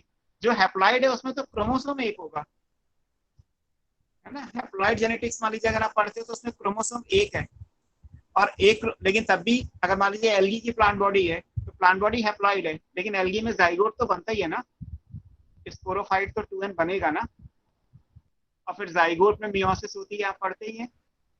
तो जाइगोट में अगर मियोसिस हो रही है तो साइनेप्सिस या होमोलॉगस क्रोमोसोम की पेयरिंग तो वहां भी हुई, लेकिन वो बाद में हुई। आपने हैप्लॉन्टिक लाइफ साइकिल पढ़ा होगा तो मियोसिस बाद में होती है, diplontic life cycle plant kingdom में पढ़ा होगा तो उसमें पहले होती है।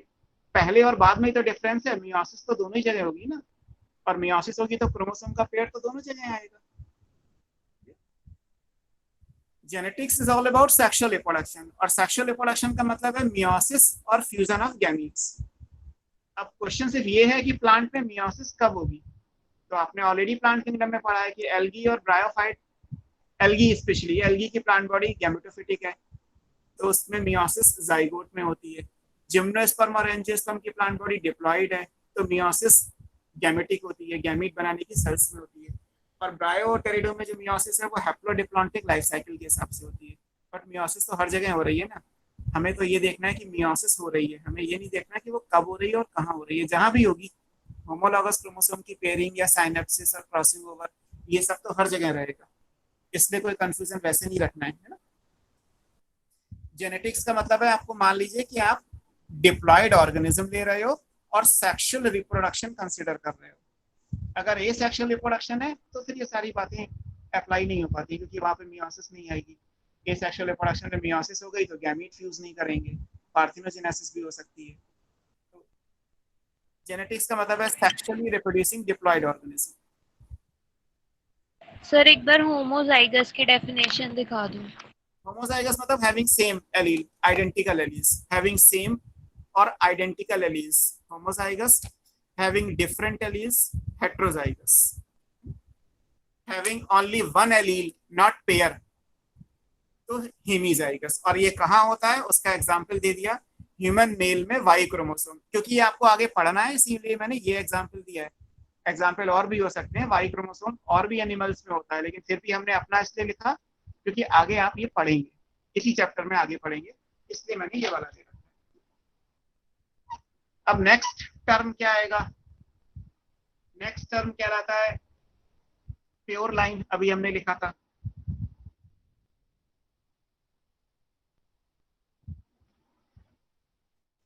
प्योर लाइंस का मतलब क्या है?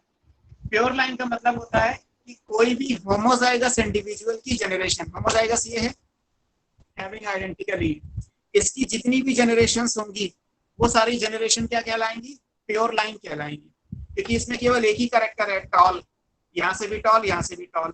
इसमें भी केवल एक ही कैरेक्टर है, यहाँ से भी डॉर्फ, यहाँ से भी डॉर्फ, लेकिन इसमें दोनों कैरेक्टर है, ये टॉलनेस का है और ये डॉर्फनेस का है। तो दो कैरेक्टर है, तो इसका मतलब ये प्योर नहीं होगा, ये हाइब्रिड होगा। प्योर कहाँ मिलेगा? इस केस में। तो किसी भी होमोजाइगस इंडिविजुअल की जो जनरेशंस हैं वो क्या कहलाती हैं? प्योर लाइंस कहलाती है ना। इसको डिफाइन कैसे करेंगे? Pure lines are the generations of homozygous individual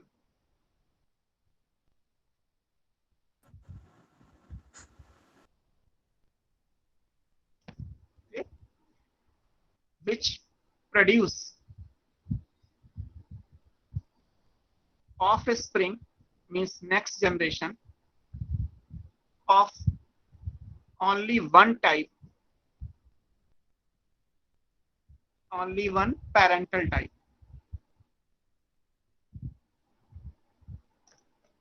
जैसे कैपिटल टी होता तो यहाँ से केवल जो भी बनेगा वो कैपिटल टी ही बनेगा, स्मॉल टी तो आ नहीं सकता, और अगर स्मॉल टी है तो स्मॉल टी ही आएगा, कैपिटल टी तो नहीं आ सकता। तो होमोजाइगस इंडिविजुअल की जो भी जनरेशन आएंगी उसमें केवल एक ही टाइप आएगा, या तो कैपिटल टी या स्मॉल टी, तो वो क्या कहलाएंगी? प्योर लाइन कहलाती है।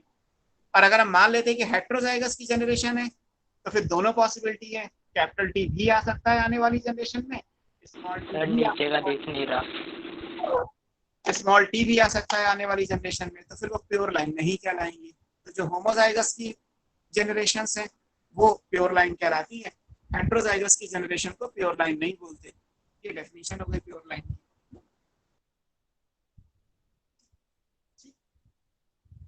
नेक्स्ट देखें, नेक्स्ट वर्ड क्या आएगा?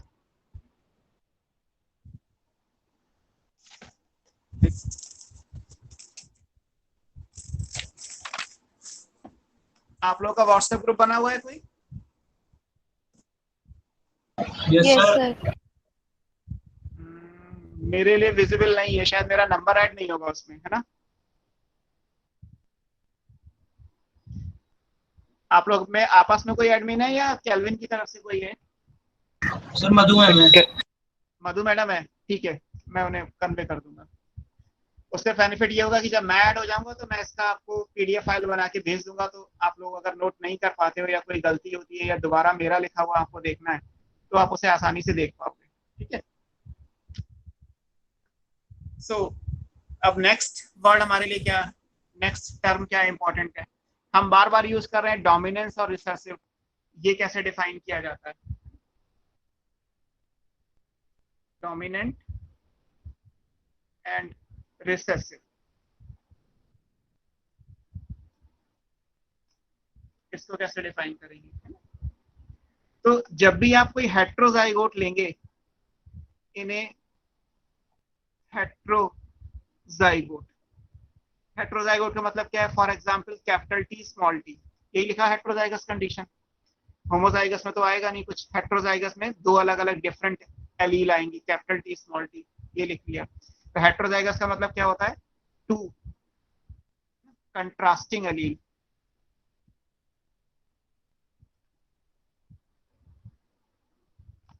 तो अगर कोई भी हेट्रोजाइगोट है, कोई भी दो कंट्रास्टिंग एलील का कॉम्बिनेशन है, तो इन दोनों में से एक बार में केवल एक ही कैरेक्टर एक्सप्रेस होगा, या तो ये एक्सप्रेस होगा या ये एक्सप्रेस होगा, दोनों एक साथ नहीं आ सकते। क्लियर? ये इंपॉर्टेंट है, या तो ये या फिर ये। तो जो अपने आप को एक्सप्रेस करेगा, the one which express itself, जो अपने आप को एक्सप्रेस करेगा वो क्या कहलाएगा? This will call dominant character बोल लीजिए, या ये एलील है तो डोमिनेंट एलील हमने लिखा है अभी, वो जैसे कैपिटल टी हो गया, तो ये डोमिनेंट है। और जो एक्सप्रेस नहीं करेगा, small T, small T express क्यों नहीं कर रहा है? क्योंकि ये कर रहा है, अगर ये ना कर रहा होता तो ये कर जाएगा। तो रिसेसिव की डेफिनेशन क्या है? The one which does not express itself in presence of dominant, उसको हम क्या बोलेंगे? वो रिसेसिव कहलाएगा। जैसे स्मॉल टी है। अब यहां से आपके समझ में क्या आएगा? मेरे हिसाब से ये आना चाहिए कि एवरी टाइम स्मॉल लेटर से लिखा है डजंट मीन कि वो रिसेसिव होगा। अगर आप हर बार ये कहें कि सर स्मॉल लेटर से लिख दें तो रिसेसिव है, स्मॉल लेटर से लिखने वाला रिसेसिव नहीं होता। रिसेसिव वो होता है जो डोमिनेंस की प्रेजेंस में अपने आप को एक्सप्रेस नहीं करेगा किसी भी हेट्रोजाइगोट में। जब भी आप कोई हेट्रोजाइगोट बनाएंगे, जैसे कैपिटल टी स्मॉल टी लिखा है, तो इसमें से केवल कैपिटल टी एक्सप्रेस करेगा, वो डोमिनेंट है। और कोई स्मॉल टी है तो वो एक्सप्रेस नहीं कर रहा है क्योंकि capital T is there. If capital T is not there then small T भी एक्सप्रेस करेगा। अगर जैसे अभी हेमीजाइगस में आपको पढ़ा रहा था, तो मैंने आपको हेमीजाइगस में यही चीज तो बताई कि अगर मान लीजिए स्मॉल टी होता और यहाँ कुछ नहीं होता, खाली, तो क्या ये अपने आप को एक्सप्रेस नहीं करेगा? बिल्कुल करेगा। लेकिन अगर यहाँ पे स्मॉल टी है तब एक्सप्रेस करेगा, तब भी करेगा। और बट अगर यहाँ पे कैपिटल टी है तो ये अपने आप को एक्सप्रेस नहीं करेगा, नहीं करेगा, इसलिए ये रिसेसिव है। तो रिसेसिव हमेशा डोमिनेंस की प्रेजेंस में ना एक्सप्रेस करने वाले को बोलते हैं। और आप कहेंगे घर में एक बड़ा भाई है, एक छोटा भाई है, तो बड़े भाई की चलेगी तो वो डोमिनेंट हो गया, छोटे की नहीं चल रही तो वो रिसेसिव हो गया, फॉर एग्जाम्पल। बट ये तभी तो एप्लीकेबल है ना जब बड़ा भाई और छोटा भाई दो हो। अगर कोई घर में एक ही है तो छोटा भी वही बड़ा भी वही, फिर तो उसकी चलेगी ना। उसको सप्रेस कौन करेगा? सप्रेस बड़ा करता है। तो स्मॉल टी को सप्रेस तो केवल कैपिटल टी करेगा ना। अगर कैपिटल टी ही हटा दिया, या दोनों ट्विंस हैं एक ही टाइम पे बर्थ हुए, स्मॉल टी ही होता, तो फिर तो स्मॉल टी ही एक्सप्रेस करेगा। तो हमेशा ये नहीं होता कि स्मॉल लेटर से लिखा है तो आपने बोल दिया कि रिसेसिव है, या कैपिटल लेटर से लिखा हुआ है तो वो डोमिनेंट है ना। डेफिनेशन को डेफिनेशन के हिसाब से समझिए। वो ठीक है कि जर्नल सेंस में हम लिख लेते हैं स्मॉल टी है तो रिसेसिव कैरेक्टर, कैपिटल टी है तो डोमिनेंट कैरेक्टर, बट एक्चुअली किसी भी हेट्रोजाइगोट में अगर कैपिटल टी अपने आप को एक्सप्रेस कर रहा है तो वो डोमिनेंट है, और in presence of capital T अगर स्मॉल टी अपने आप को एक्सप्रेस नहीं कर पा रहा तो इसलिए वो रिसेसिव है। तो डोमिनेंस और रिसेसिव की डेफिनेशन ये आती है एक्चुअली, जो आपको याद रखनी है। ये हो गया। फिर नेक्स्ट जो टू वर्ड आएंगे वो कहलाते हैं फिनोटाइप और जीनोटाइप। जो भी चीज हमें दिखाई देती है एक्सटर्नल अपीयरेंस, जैसे हमारी आई का कलर ब्लू है, ब्लैक है, हेयर का कलर ब्राउन है, या हेयर का पैटर्न कर्ली हेयर है, या किसी के स्ट्रेट हेयर है, किसी स्किन का कलर ब्लैक है, किसी के स्किन का कलर व्हाइट है, जो भी कुछ दिखाई दे रहा है, जो भी आपका कह सकते हैं कि एक्सटर्नल कैरेक्टर का अपीयरेंस है, उसको बोला जाता है फिनोटाइप। और ऐसा होने के लिए जो भी जेनेटिक्स होगी वो कहलाती है जीनोटाइप। ये दोनों वर्ड यूज होते हैं, फिनोटाइप एंड जीनोटाइप। फिनोटाइप का मतलब क्या है? This is expression of external character, जो बाहर से दिखाई दे जाए। जैसे कोई भी फॉर्म है, कोई भी शेप है ना, कोई भी कलर है, कोई भी साइज है, हाइट है, एक्सेट्रा। लेकिन इनके लिए जो एलील का कॉम्बिनेशन रिस्पॉन्सिबल होगा वो जीनोटाइप है। जीनोटाइप क्या है? Genetic constitution of an organism.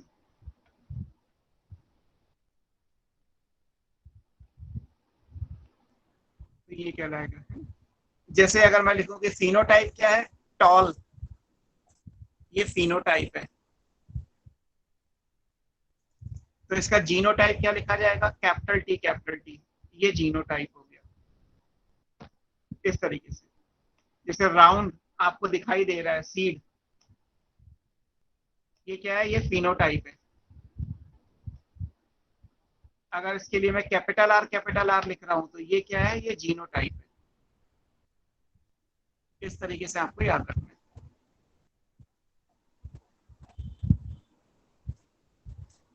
तो हर एक फिनोटाइप का करस्पॉन्डिंग जीनोटाइप होता है। फैक्ट इज दिस, आप कोई भी फिनोटाइप अगर है, हमारी ब्लू आई है तो उसके लिए कोई ना कोई जीन होंगे। जो भी जीन का कॉम्बिनेशन होगा वो जीनोटाइप, और वजह से आई का ब्राउन हो गया तो वो दिखाई दे रहा है तो वो फिनोटाइप। ऐसे प्लांट की हाइट है, टॉलनेस, वो फिनोटाइप है, और उसके होने के लिए जो जीन्स चाहिए, जो एलीलिक कॉम्बिनेशन आएगा वो जीनोटाइप कहलाएगा। तो फिनोटाइप और जीनोटाइप वर्ड यूज हो जाएंगे, ये भी आपको याद रखना है। Heterozygous, homozygous, genotype, phenotype, dominance, recessive, इस तरीके से आपको वर्डिंग्स हैं, ये याद रखनी है।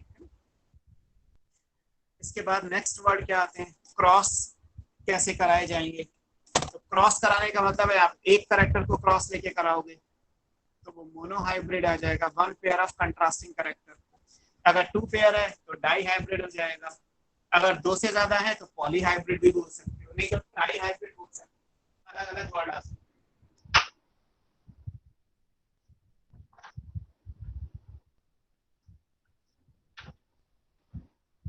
ये सारे वर्ड्स यूज किए जा सकते हैं, इनको भी आपको याद रखना है। जस्ट नेक्स्ट वर्ड क्या आएंगे? क्रॉसेस के हैं। दिस इज, ये सिंपल है word, monohybrid cross,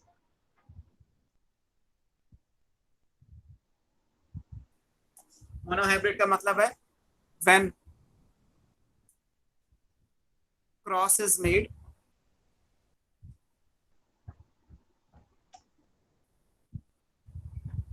considering only one pair of contrasting character।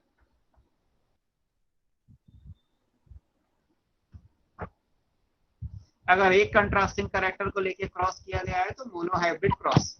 जैसे टॉल एंड डॉर्फ का कर लिया हमने, है ना। फॉर एग्जांपल टॉल का क्रॉस अगर डॉर्फ से किया जाए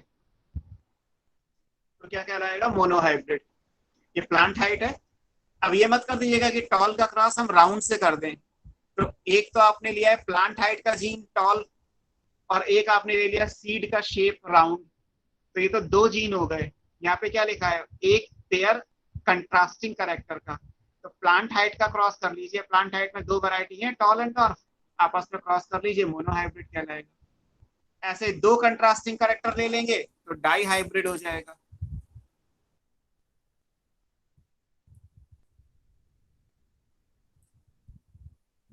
आप डेफिनेशन में लिखिएगा, ओनली वन की जगह टू पेयर्स आ जाएंगे। जैसे मान लीजिए हम ले लें तो आगे हम लेंगे भी इसका राउंड और yellow, round shape yellow colour, इसका क्रॉस किससे करेंगे? रिंकल्ड ग्रीन से, रिंकल्ड शेप है, ग्रीन कलर है, तो राउंड का रिंकल्ड से एक जीन हो गया और येलो ग्रीन ये एक जीन हो गए। तो दो जीन को लेके, दो कैरेक्टर को लेके क्रॉस करेंगे तो क्या कहलाएगा? डाई हाइब्रिड क्रॉस बन जाएगा। तो monohybrid and dihybrid cross आ गए। ऐसे दो से ज्यादा है, तीन है तो ट्राई हाइब्रिड, चार है तो टेट्रा हाइब्रिड, ज्यादा हो गए तो आप चाहें तो पॉली हाइब्रिड वर्ड यूज कर लीजिए, जो चाहे इनमें से वर्ड यूज कर सकते हैं। ये आपको याद रखना है, ये कहलाएगा। क्लियर? अब नेक्स्ट वर्ड क्या आएगा? नेक्स्ट आता है एक word reciprocal cross. Reciprocal cross जहाँ पे सेक्सेस को रिवर्स कर दिया गया। एक वर्ड यूज करेंगे आगे हम, रेसिप्रोकल क्रॉस। नेक्स्ट क्लास तक ये सारी डेफिनेशन याद करके रखिएगा, वरना हर बार इतना टाइम लगाओगे तो चैप्टर बहुत लंबा खींचेगा आपको। रेसिप्रोकल क्रॉस का मतलब क्या है? एक ऐसा क्रॉस जिसमें सेक्सेस को रिवर्स कर देंगे, कैरेक्टर सेम रखेंगे, है ना। This is the cross concerning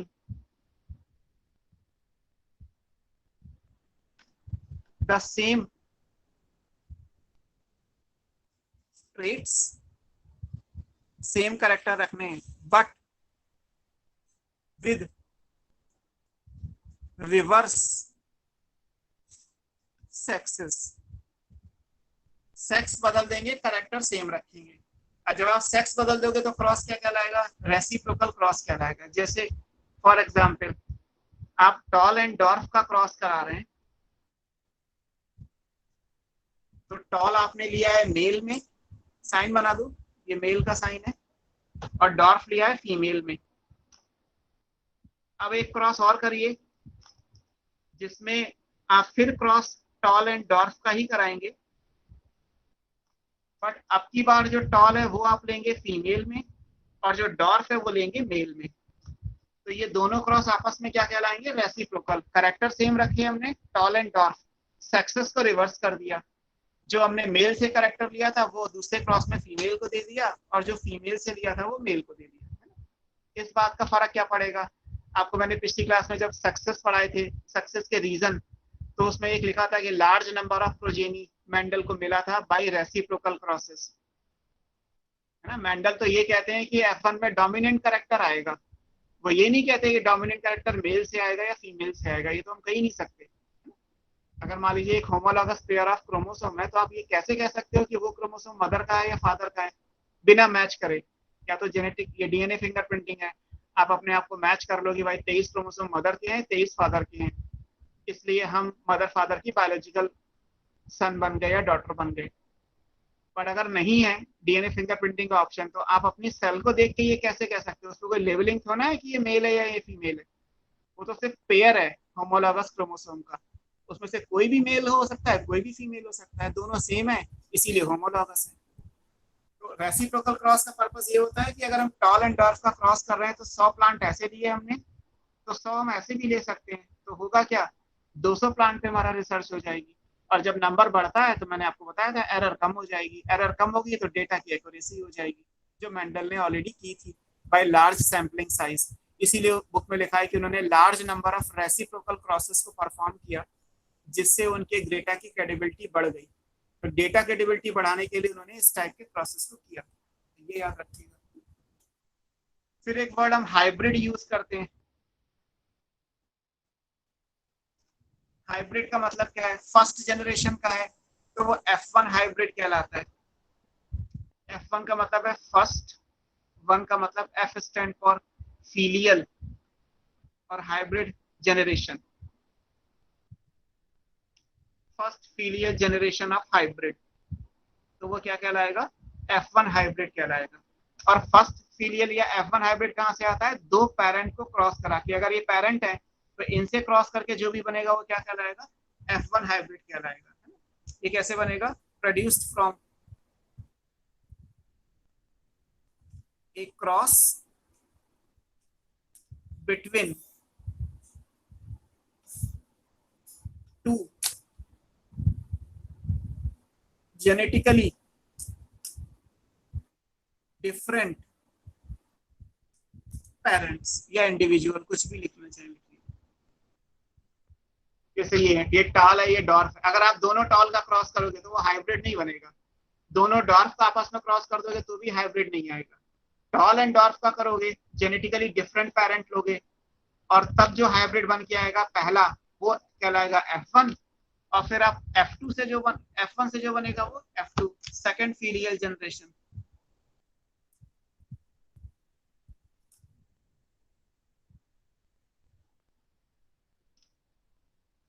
of hybrid. और सेकंड फीलियल कब आएगा? जब F1 को F1 से क्रॉस कराते हो तो ये आएगा, है ना, अराइजेस फ्रॉम या produced from a cross of selfing. Selfing का मतलब है सेल्फ पॉलिनेशन, है ना, इन ब्रीडिंग कहते हैं, आपस में ब्रीड करना। F1 हाइब्रिड, F1 की सेल्फिंग से जो बनेगा वो F2 कहलाएगा। इन दोनों का क्रॉस करके जो आया वो F1, जो आएगा F1 का क्रॉस अगर F1 से कर दोगे तो F2 बन जाएगा, फिर F2 का क्रॉस F2 से कर दोगे तो F3 आएगा। पहला हाइब्रिड तो पेरेंट से बनेगा, उसके बाद के जो हाइब्रिड बनेंगे वो प्रीवियस हाइब्रिड का हाइब्रिड से क्रॉस करके बनते हैं। तो F1, F2, F3, हालांकि मेंडल ने केवल F1 और F2 का काम किया था, इसलिए हमें F1, F2 ही पढ़ना है। अगर F3 जनरेशन है तो क्या होगा?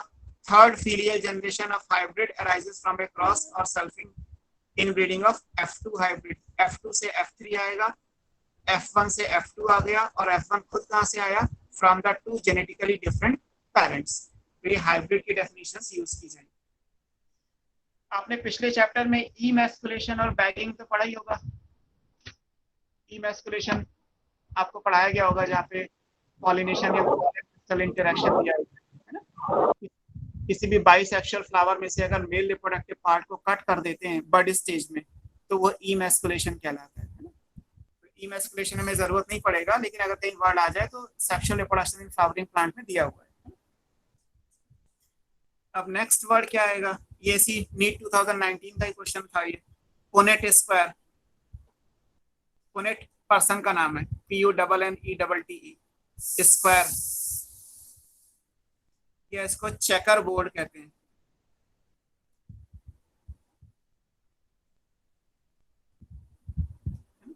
ये पर्सन का नाम है रेगिनेल्ड सी पुनेट, जिन्होंने इस मेथड को डेवलप किया। पुनेट स्क्वायर क्या है या चेकर बोर्ड क्या होता है? ये बॉक्सेस का कॉम्बिनेशन है, ग्राफिकल रिप्रेजेंटेशन है, जिसमें स्क्वायर सिंबल को यूज किया जाएगा। किस काम के लिए? जीनोटाइप्स की प्रोबेबिलिटी कैलकुलेट करने के लिए। This is a graphical representation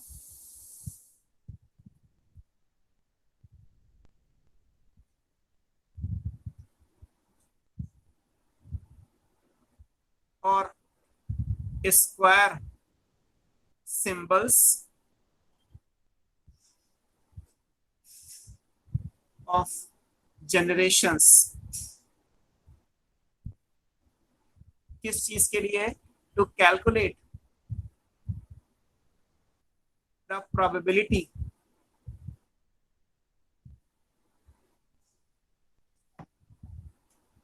of all the possible genotypes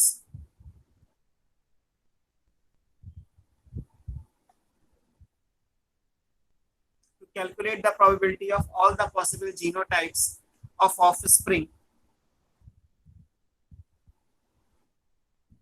in a genetic cross। किसी भी क्रॉस में, किसी भी जेनेटिक्स के क्रॉस में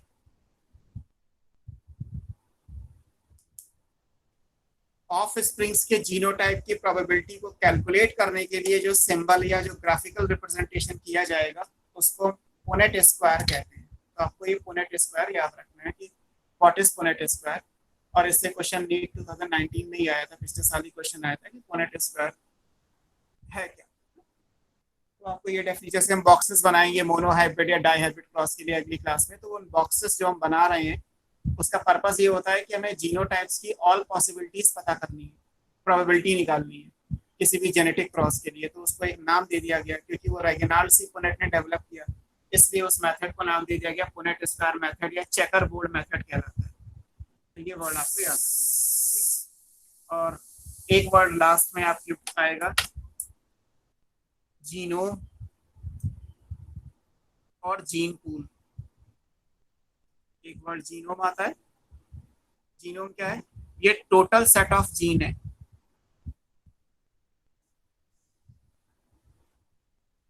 इन haploid chromosome, n number of chromosome है ना, 2n में नहीं, n का जो टोटल होगा।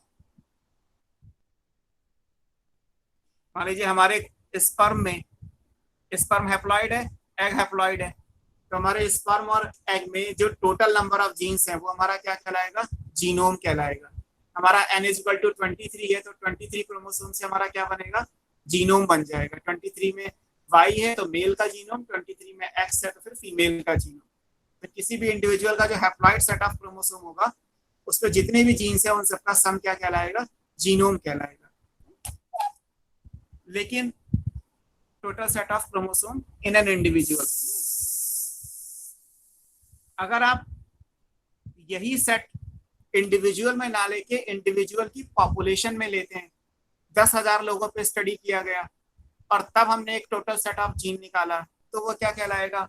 वो फिर कलेक्शन ऑफ जीन बन जाएगा, उसको हम जीन पूल कहते हैं। दिस इज सम या total of all the genes and their alleles, हर जीन की एलील्स होती हैं,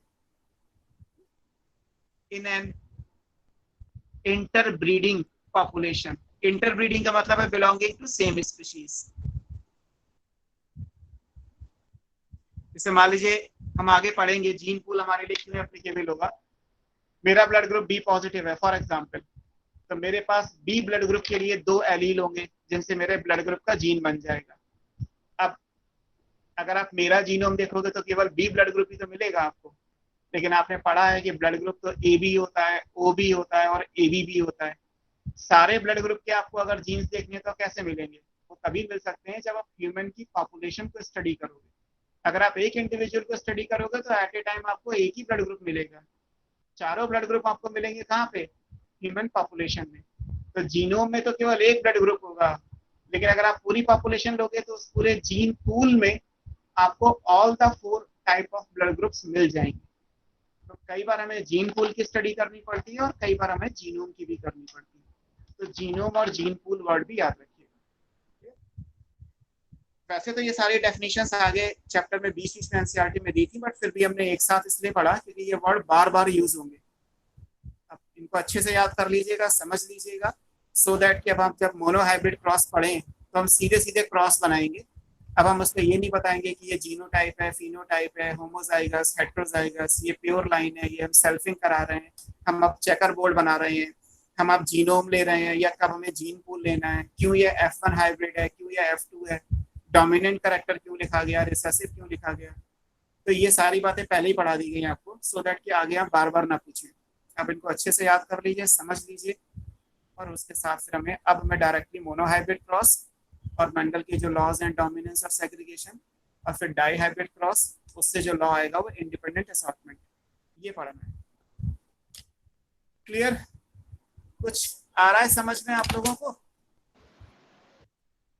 yes sir. Yes sir, clear है। चलो क्लियर है तो इट्स गुड। नेक्स्ट क्लास में मिलते हैं, तब तक अच्छे से रिवाइज करिएगा। मैं कोशिश करता हूँ कि ये फाइल आपके ग्रुप में अवेलेबल करा दी जाए। यस बोलो बेटे। सर Thank you, बॉटनी के टेस्ट में क्या टेस्ट का सिलेबस बता दीजिए। टेस्ट कब है? अभी तो मेरे पास की इन्फॉर्मेशन नहीं है। कब होता है टेस्ट आपको? मंडे को। सर मंडे को। होता है।